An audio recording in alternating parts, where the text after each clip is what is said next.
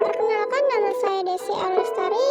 Saya dari Universitas Nurul Huda, program studi pendidikan ekonomi. Di sini saya akan menjelaskan tentang pengaruh pengangguran terhadap pertumbuhan ekonomi Indonesia. Diawali dengan latar belakang, seperti yang kita ketahui bahwa Indonesia adalah negara berkembang yang masih banyak terdapat kemiskinan. Tidak sama dengan sejumlah data yang memperlihatkan bahwa pertumbuhan ekonomi saat ini meningkat meskipun melambat. Pembangunan dan pengangguran. 1. Pembangunan. Menurut Indayani dan Hartono 2020, pembangunan negara yang berhasil terdapat beberapa indikator penting, diantaranya yaitu pertumbuhan ekonomi dan masalah pengangguran. Pertumbuhan ekonomi mempunyai pengertian yaitu suatu kondisi di mana negara mengalami perubahan ekonomi yang terus-menerus guna mencapai kondisi perekonomian negara yang lebih baik dalam kurun waktu tertentu. 2. Pengangguran.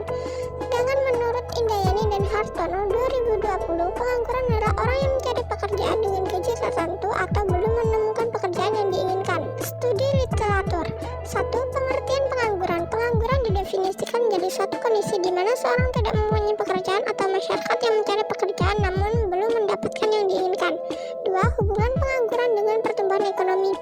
Korelasi pengangguran serta pertumbuhan ekonomi bisa dijabarkan dengan aturan Okun ekonomi yang pertama kali menganalisisnya, yang mengungkapkan terdapat imbas atas pengangguran menggunakan hasil dalam siklus bisnis. 3. Pertumbuhan ekonomi.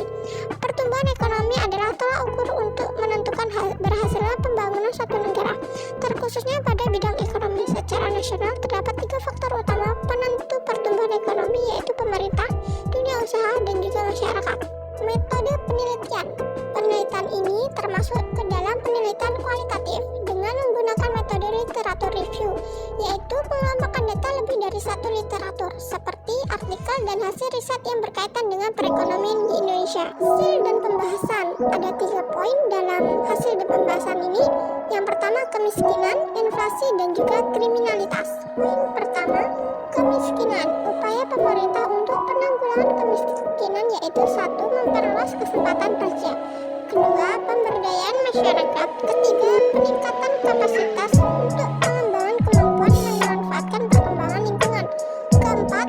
Perlindungan sosial bagi masyarakat. Poin yang kedua, inflasi. Upaya yang dapat dilakukan pemerintah untuk menanggulangi inflasi dapat dilakukan dengan upaya sebagai berikut.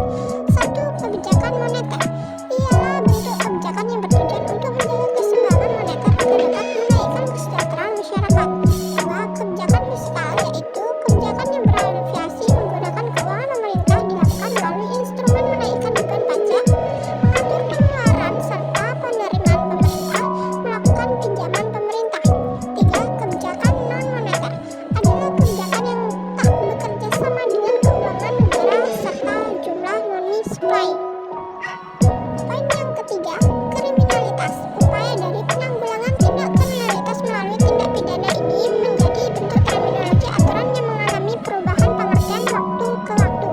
Kebijakan kriminalitas penanggulangan tindak pidana perekonomian menjadi bagian kebijakan pemerintah dalam mengurangi masalah kejahatan perekonomian.